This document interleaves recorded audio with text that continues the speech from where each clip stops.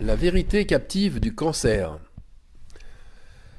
Épître aux Romains, chapitre 1, verset 18.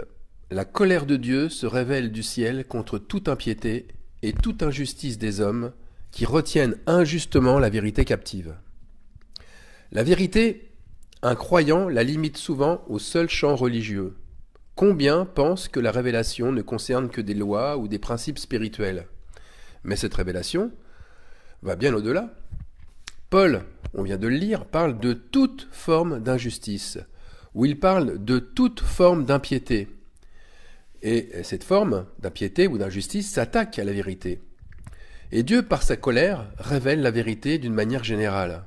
Il ne s'occupe pas, comme certains théologiens voudraient le restreindre, à sa parole, c'est-à-dire celle qui est écrite et contenue dans un grand livre saint comme la Bible.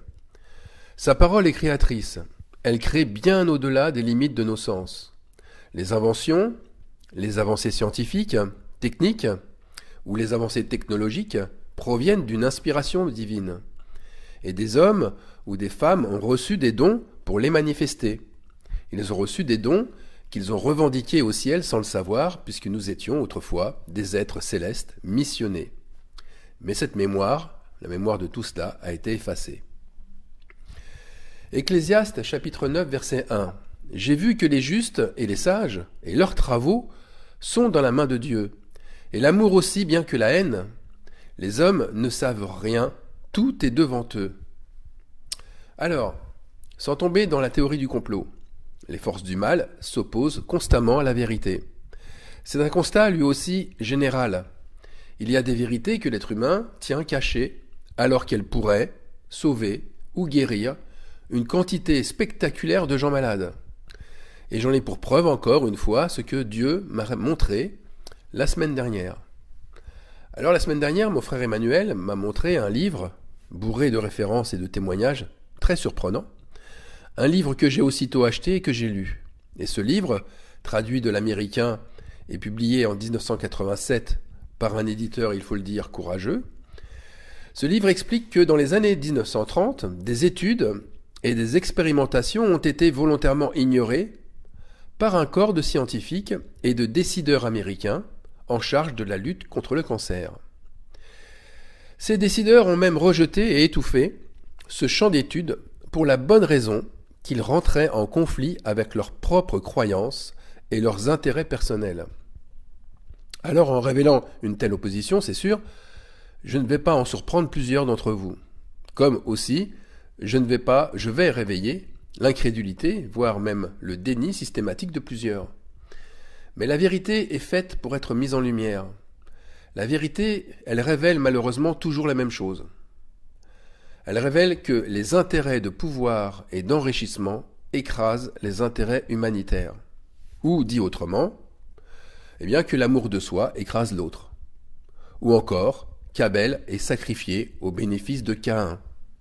Et ici, dans le contexte, la guérison du cancer est sacrifiée sur l'autel des intérêts et profits.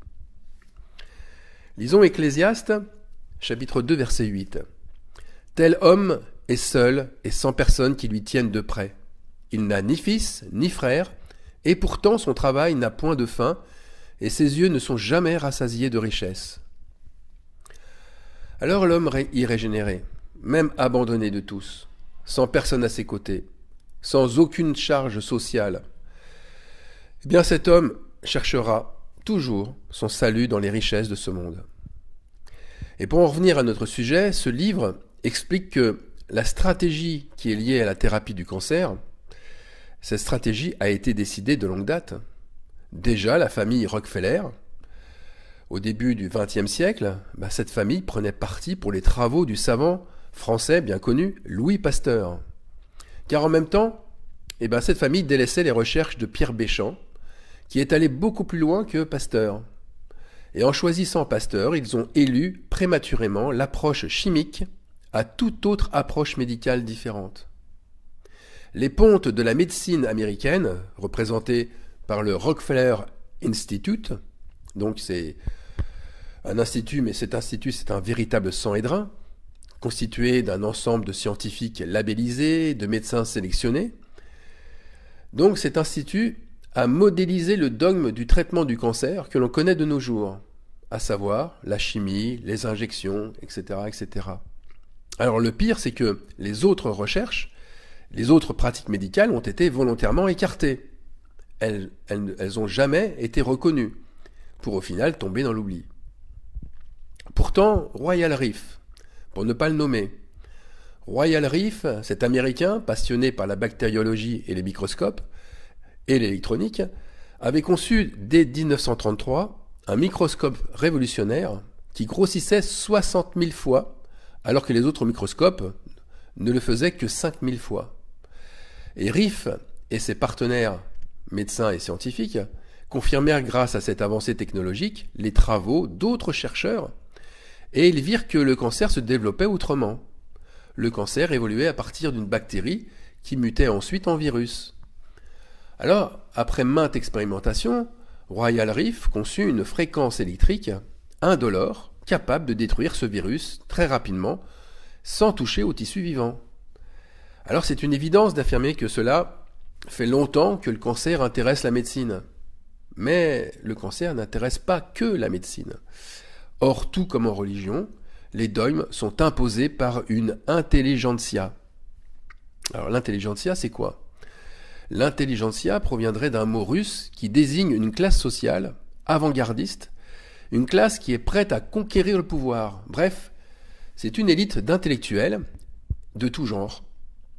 Ces experts, ainsi élus, ces experts rentrent dans un jeu très lucratif où leurs subventions, elles ne cessent de s'accroître, où les conférences, les essais cliniques, les thérapies leur apportent toujours plus d'argent et de notoriété. Si bien que la thérapie du cancer, elle s'est mondialement limitée à des formes agressives que nous connaissons dans nos hôpitaux, à savoir la chimiothérapie, la chirurgie et la prescription de médicaments. Pourtant, plusieurs petits groupes de chercheurs ont expérimenté une autre forme de thérapie, et celle-ci s'avère moins coûteuse, beaucoup plus efficace, plus rapide, moins dévastatrice, sans souffrance et sans séquelles. Une thérapie qui ne touche pas une zone malade, mais qui touche directement la bactérie elle-même. Et cette thérapie a été étouffée dans l'œuf. Et pourquoi ? Eh bien parce qu'elle concurrençait les intérêts financiers d'un milliardaire, Rockefeller, et du lobby pharmaceutique. Elle pourrait mettre en péril l'éclosion de Big Pharma, mais aussi de tout un système médical très lucratif. Bref, c'est une manne financière synonyme d'enrichissement personnel. Pourtant, la méthode développée par Royal Reef a été, et elle a aussi des résultats concluants. Elle a des guérisons rapides, complètes et spectaculaires. Elle a des guérisons qui ont même eu lieu là où la chimiothérapie avait échoué chez des patients en phase terminale. Parce que des médecins se sont portés garants. Ils ont, en toute honnêteté, essayé de faire valoir et d'appliquer les travaux de Reef. Mais leurs avancées, comme leurs succès spectaculaires, ont été dissimulés. D'abord, la première chose, c'est qu'on leur a gentiment prié de renoncer. Puis, en voyant leur persévérance, le mal s'est déchaîné contre eux. Ils ont connu injures, mépris, filatures, censure, intimidation, vol de matériel. Ils ont connu aussi des tentatives de meurtre. Tout a été tenté pour les dissuader de stopper leur évolution. C'est quand même bizarre, c'est quand même la même stratégie de combat, la même stratégie de combat et de persécution qu'avec Jésus-Christ ou ses prophètes. Et aujourd'hui, cette autre médecine, elle agit toujours, mais elle agit dans l'anonymat, un anonymat quasi constant. Les médias ne font pratiquement aucun relais de ses succès. Ou on voit dans les médias les effets de quelques faussaires qui ont refait une machine mais complètement inadaptée. Alors vous voyez, le mal suit toujours cette même voie. Plutôt que de venir constater visuellement le succès de cette autre méthode, l'intelligentsia, je le répète, c'est toujours acharné sur des détails qui concernent des aspects théoriques. Royal Reef devait expliquer les choses, mais comme un élève de première année d'université qui passe un examen. Il devait prouver sa légitimité en répondant à des questions subsidiaires. Alors retarder, perdre du temps, repousser les visites, Tout allait dans le sens de le contraindre à l'isolement. Et dans tous les domaines, la révélation est attaquée de cette manière-là. Avec Jésus, qui guérissait les malades, eh bien on venait sans cesse l'interrompre pour le reprendre sur des détails de la loi mosaïque. Les chefs pharisiens venaient pinailler sur sa légitimité. Lui, le fils du charpentier, mais quel rapport pouvait-il avoir avec son pouvoir divin de guérison? Il pensait sûr que cela venait des démons. Pourquoi Jésus faisait-il des œuvres le jour du sabbat, ces mêmes œuvres interdites par la Torah? Les choses n'ont jamais changé. Ceux qui aiment le mensonge ont leurs propres intérêts charnels qui les renvoient à leur père. Ils ont pour père le diable qui est meurtrier dès le commencement, c'est-à-dire dès le départ. Si bien que ce choix opéré par la médecine, entre guillemets, officielle, cette médecine qui détermine comment guérir du cancer, c'est un choix d'abord diabolique. Il est diabolique parce que ce choix sert d'abord d'autres intérêts que la santé. Mais face à toute cette corruption médicale, scientifique, judiciaire, médiatique, faisons aussi attention à ne pas tout surdiaboliser. Parce que cela revient à chercher à tout prix à s'exclure soi-même de cette diabolisation. C'est encore se nourrir du lait spirituel que de croire qu'il faille repousser tout ce qui vient du monde, repousser tout ce qui vient de ces inventions du monde. Ce n'est pas parce que des choix médicaux ou scientifiques ont été décidés sans que nous le sachions que nous sommes forcément sous la domination du mal. Là aussi, il est triste de constater que la sanctification a été mélangée avec des choix que Dieu ne nous demande pas de faire, ou des choix que Dieu ne nous demande pas d'avoir fait. Concrètement, eh bien, avoir guéri d'un cancer par la chimiothérapie, ça ne fait pas de la personne un faux témoin de Christ ou un fils du démon. Loin de là. C'était pareil avec la vaccination contre le Covid-19. Combien de croyants ont cru se sanctifier en s'opposant systématiquement à la vaccination? Et combien ont été jugés parce qu'ils se sont fait vacciner? Ceux qui ont commis le mal, ne sont-ils pas justement ceux qui ont jugé leurs frères et leurs sœurs d'une manière comme d'une autre? Alors le constat est le même avec Jésus. Face au miracle médical, s'oppose Mammon. Et Mammon, c'est le filtre de l'argent et du pouvoir. C'est lui, ce filtre, le persécuteur de la vérité. Et c'est ce filtre du mensonge qui fait dire à Jésus « Ils m'ont haï sans cause ». Jean chapitre 15, verset 25. « Ils m'ont haï sans cause ». Ce qui me fait dire que la vérité est sans cesse sacrifiée au profit du profit. Mais mes frères et sœurs de foi, ne soyez pas amers ou désabusés face à tant d'injustice, tant de corruption. Elohim a décidé d'un jour, il a décidé qu'au temps du soir, la lumière pointe.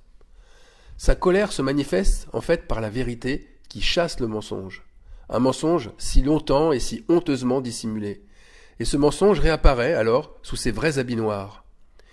Il en est de même pour tous. Et ce fameux romancier Shakespeare l'a aussi très bien compris et exprimé lorsqu'il dit que la vérité se montrera au grand jour. Un meurtre ne peut rester longtemps caché. Tout comme l'Ecclésiaste dit à la fin de son livre, Dieu amènera toute œuvre en jugement au sujet de tout ce qui est caché, soit bien, soit mal. Alors ce livre dont je vous parle depuis le début de ce message, il a pour titre « L'homme qui savait guérir le cancer ». Cet ouvrage amène en jugement un mode de guérison tenu longtemps caché. C'est un témoignage du vin de Babylone. Ça, c'est l'expression que l'on trouve dans le livre de l'Apocalypse, le vin de Babylone. Eh bien, ce vin qui enivre les nations, c'est cette vérité cachée. Une vérité qui montre l'abomination de leurs actes.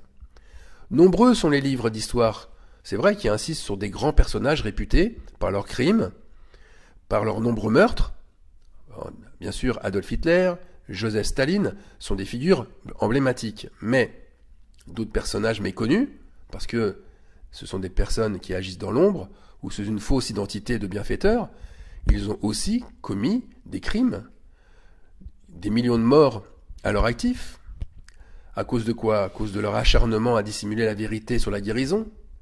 Et pourquoi autant de morts? Eh bien parce que les décès dus au cancer n'ont jamais cessé de croître au fil des ans. Et beaucoup ont été guéris, certes, avec la chimiothérapie, mais beaucoup auraient pu être aussi guéris autrement. Les nombreux meurtres causés par cette ivresse abominable de cacher la vérité, point en plein lumière.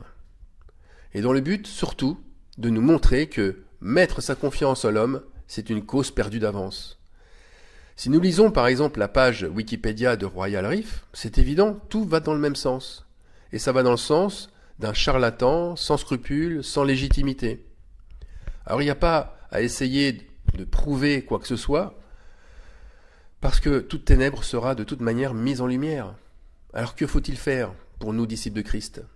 Eh bien, si nous marchons, comme le dit l'Écriture, si nous marchons dans la lumière, comme Dieu le Père est lui-même dans la lumière, nous sommes mutuellement en communion, et le sang de Jésus son Fils nous purifie de tout péché. Ça veut dire que loin de nous congratuler de ne pas suivre de telles dérives, eh bien, veillons plutôt dans nos intentions à ne laisser aucune corruption nous faire dévier de l'amour pour notre prochain. Que notre lumière soit celle de notre Dieu et non le reflet d'une quelconque vanité pleine de convoitise.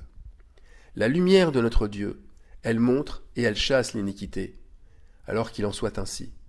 Amen.